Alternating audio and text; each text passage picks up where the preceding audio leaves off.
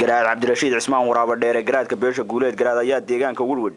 maanta si ballaaran loogu soo dhaweeyay isagoo garaadku safarka kaga soo kicitimay caasimada gobolka Cayn ee Buuhoodle cuqaasha dhalinyarada ururada haweenka iyo qaybaha kala duwan ee bulshada deegaanka Woodwood ayaan u kala hadhin soo dhaweynta garaadka iyadoo halkaasina kelmado soo dhaweynaa cuqaasha deegaanku ay ka jeedisay garaadka ayaa ugu dambeyntii soo khatimay isagoona fagaaraha weyn ee balliga degmadaasi ay caanka ku tahay kala hadlay shacab weynaha deegaankaasi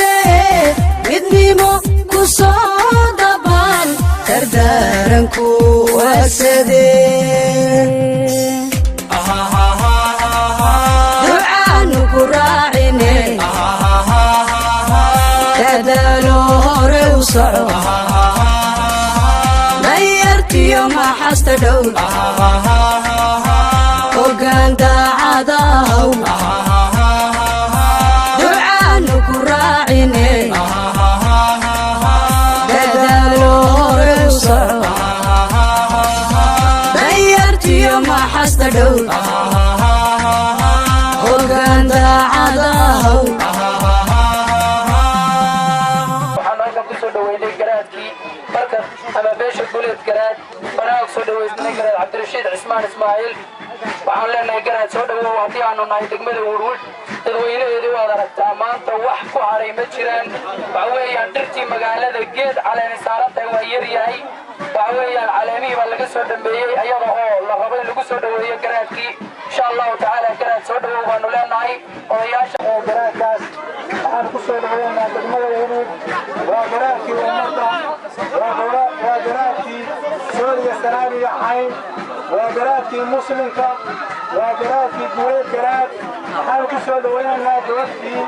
وردا كسر ويننا جرات كبيرش جويد جرات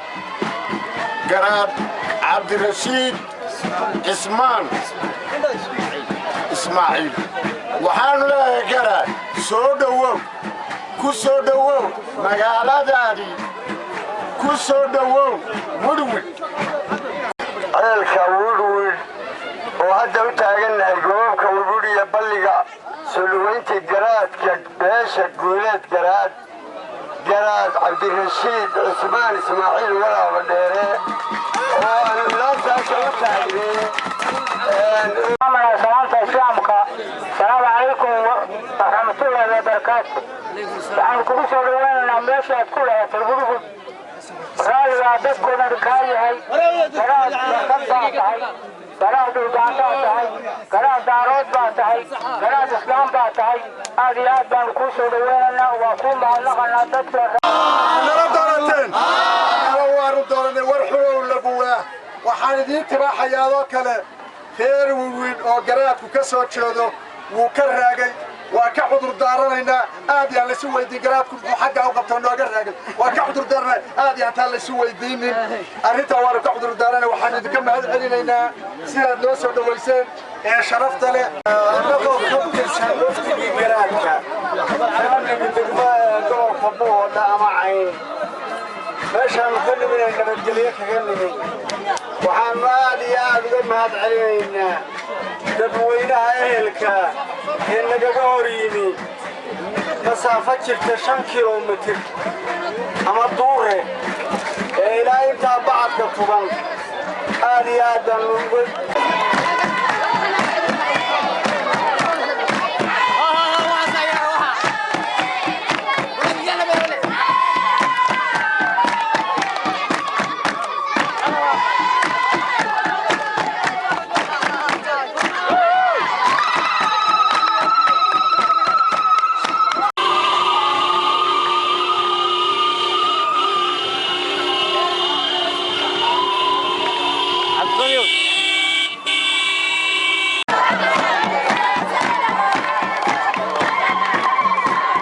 garaadka ayaa ugu dambeyntii soo khatimay isagoona fagaaraha weyn ee balliga degmadaasi ay caanka ku tahay kala hadlay shacab weynaha deegaankaasi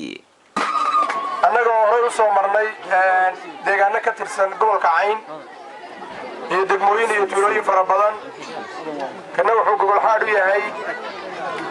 safarada ku kala bixin doona insha Allah taala deegaanada ay degaan beelaha guuleed garaad iyo beelaha kale ee la degan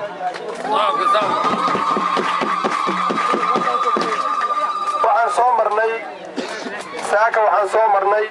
degmada Banyaal degmada Dhalaamo Cune iyo intii u dhaxaysay ayaan soo marnay saaka si nabadgelyo ah oo wanaagsan oo degan oo farxad leh ayaan sidoo kale lagu soo dhaweeyay soo dhaweyntiina xilliga kulul aad iyo aad ayaan idinka mahadcelinaynaa dhammaantiin hadday yihiin odayaasha cuqaasha culamaadudiinka ardayda dugsiyada iyo macallimiintooda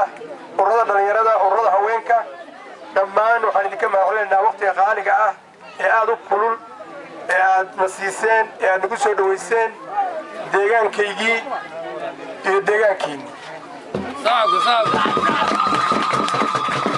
ilaahay inuu ummadda beesha guuleed garaad iyo beelaha kale Soomaaliyeed ee deegaanka ay yihiin ba ilaahay inuu qulubtooda soo jeediyo ilaahay inuu taladooda mid toosan ka dhigo ilaahay inuu kelmadda xaqaa ku hanuuniyo ilaahay inuu inagu sugo inaynu jidkiisa ku dadaalno wadada saxda ah ee ilaahay loo maro ilaahay inuu nagu hanuuniyo caruuraha yareeraha ilaahay inuu islaaxiyo ilaahay waxaan weydiisanaynaa waalidkeen inta nool ilaahay inuu barwaaqeeyo inta xanuunsanna caafimaad siiyo inta dhimatayna u